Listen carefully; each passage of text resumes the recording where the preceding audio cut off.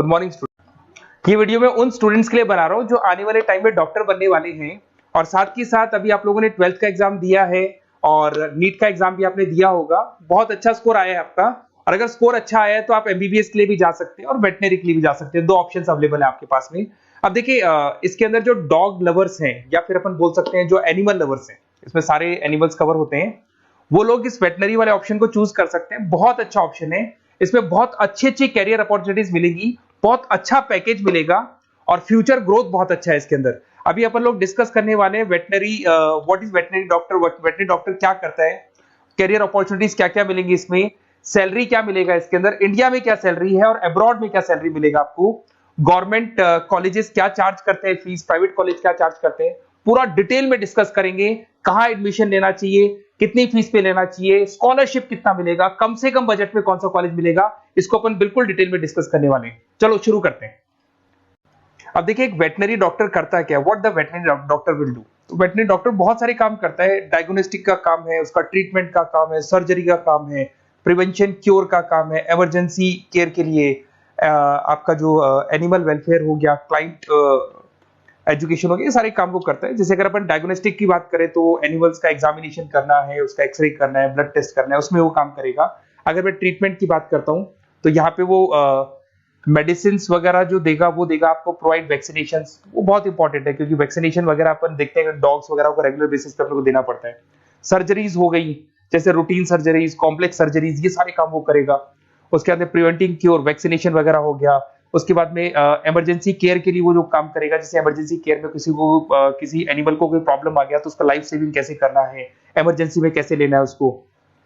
Animal welfare में जैसे जो एनिमल वेलफेयर ऑर्गेनाइजेशन होती है उसमें वो काम करेगा।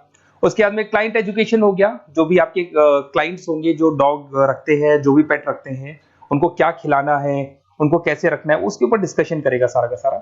अब देखिए मेन चीज इसमें आती है कैरियर अपॉर्चुनिटीज।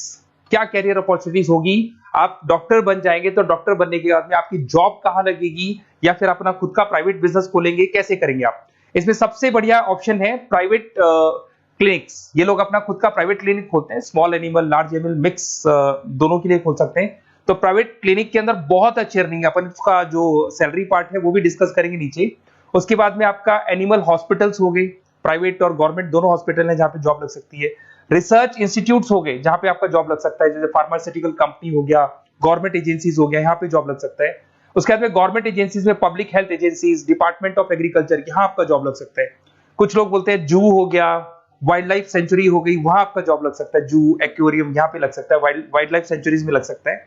उसके अलावा फूड प्रोडक्शन इंडस्ट्रीज हो गई, जैसे लाइफ स्टॉक प्रोडक्शन हो गया, जैसे कोई मुर्गियों का बिजनेस करता है या मुर्गियों का फार्म है, वहां पे भी जॉब लग सकता है आपका। एनिमल वेलफेयर एडवाइस के लिए जॉब लग सकता है आपका।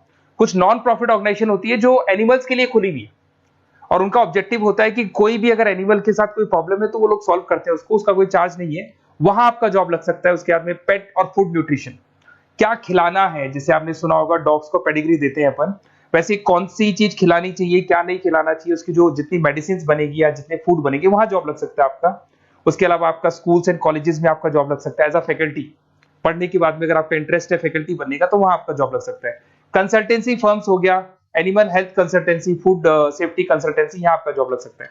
देखो ये सारे ऑप्शन है। उसके अलावा सैलरी पैकेज देखो, अभी मैं जो सैलरी पैकेज की बात कर रहा हूँ, इंडिया की बात कर रहा हूँ, अपना जो होम कंट्री इंडिया इसकी बात कर रहा हूँ, फिर अपन सैलरी पैकेज की बात करेंगे, वो अब्रॉड की बात करेंगे। तो सब में अगर आप देखें तो ऑन एन एवरेज ये मान के चले कि आपका 5 लाख से 10 लाख तक का एवरेज जा रहा है पैकेज। अगर प्राइवेट क्लिनिक भी आप खोलते हैं, गवर्नमेंट सर्विस भी करते हैं ना, तो आप ये मान के चले कि आपका पैकेज 5 से 10 के बीच में जाएगा। उसके बाद रिसर्च इंस्टीट्यूट में भी यही मिलेगा आपको, जूस वगैरह के अंदर आपका यही 5 से 10 लाख के बीच में मिलेगा। फूड प्रोडक्शन इंडस्ट्रीज है, नॉन प्रॉफिट ऑर्गेनाइजेशन है, तो ऑन एन एवरेज ये मान के चलो 5 लाख टू 10 लाख, तो एज अ फ्रेशर आपको एक्सपीरियंस हो जाएगा तो पैकेज बढ़ जाएगा। कंसल्टेंसी फर्म से यहाँ लग सकते हैं। बट अगर आप अब्रॉड का प्लान कर रहे हो ना, तो अब्रॉड के अंदर तो ये मान के चलो कि आपका जो सैलरी है उसके अंदर बहुत जबरदस्त मल्टीपल इंक्रीमेंट होने वाले हैं। अगर आप अब्रॉड का प्लान कर रहे हैं, अगर यूएस में अगर आपका जॉब लगता है तो मान के चले ऑन एन एवरेज $1 लाख है एनुअली। तो अगर $1 लाख का मतलब मान के चले तो 83 या 80 रुपीज राउंड फिगर में मानोगे तो भी 80 लाख रुपए आपको मिले। तो इसके अंदर एक बहुत अच्छा ऑप्शन है कि आप एज अ डॉक्टर बन के अब्रॉड भी जा सकते हैं। कुछ लोग हैं जो नहीं जाना चाहते बट कुछ जाना चाहते हैं तो वो जा सकते हैं, इसमें अब्रॉड भी जा सकते हैं। उसमें यूएस है, यूके है, ऑस्ट्रेलिया है, कनाडा है, जर्मनी है, बाकी और बहुत सारी कंट्रीज है जहां पे बहुत अच्छे अच्छे जॉब लगेंगे। ऑन एवरेज मान के चलो 80 लाख, 70-80 लाख रुपए आपको साल के मिल जाएंगे। ये सारे ऑप्शंस हैं। अब मेन चीज पे आते हैं। देखो सीधी सी बात है, अगर इसको करना है तो उसको करने के लिए नीट में स्कोर कितना चाहिए, गवर्नमेंट कॉलेज क्या मांगेगा, प्राइवेट कॉलेज क्या मांगेगा। अगर मैं गवर्नमेंट कॉलेज की बात करता हूं तो नीट में मिनिमम 450 का मार्क्स चाहिए आपको। अगर नीट में 450 मार्क्स नहीं है, प्लस आपका 12th में 50% कंपल्सरी, फिजिक्स, केमिस्ट्री, बायो से होना चाहिए, 50% होना चाहिए, और साथ के साथ नीट के अंदर 450 मार्क्स चाहिए। 5.5 साल का कोर्स है। गवर्नमेंट कॉलेज में अगर आपको मिल जाता है तो सबसे फर्स्ट ऑप्शन यही रखेंगे आप। यहां पर आपका 2 लाख रुपए फीस मान के चलो तो 8 लाख रुपए में आप ये मान लो 8-10 लाख के अंदर अंदर, मतलब मैक्सिमम 10 लाख का खर्चा मान के चलो, इसके अंदर अंदर आपका कंप्लीट कोर्स हो जाएगा अगर गवर्नमेंट कॉलेज मिलता है। बट अगर आपका स्कोर कम है तो मैं आपको एडवाइस करूंगा गो फॉर प्राइवेट कॉलेज, क्योंकि आगे स्कोप बहुत अच्छा है कि वापस जब आप कहीं अब्रॉड जाते हैं या फिर कहीं और जॉब करेंगे तो निकल जाता है सारा पैसा, कोई दिक्कत नहीं है। प्राइवेट कॉलेज के अंदर नीट अपीयर चाहिए। अगर आपका स्कोर कम भी है तो भी चलेगा, नीट अपीयर है तो भी चलेगा। साथ ही साथ अगर यहाँ पे ड्यूरेशन देखे तो वही कॉमन रहेगा। बट प्राइवेट कॉलेज में फीस बहुत हाई है। देखो आप 5.5 से लेके 7 लाख पर एनम मान के चलो तो पूरी फीस मान लो कम से कम 30-35 लाख के आसपास फीस बैठती है आपकी। अब इसमें हॉस्टल भी इंक्लूड नहीं है, हॉस्टल का अलग से चार्जेस लगने वाला है आपका। अब मैं जो आपको बताने वाला हूं उसको ध्यान से सुनना।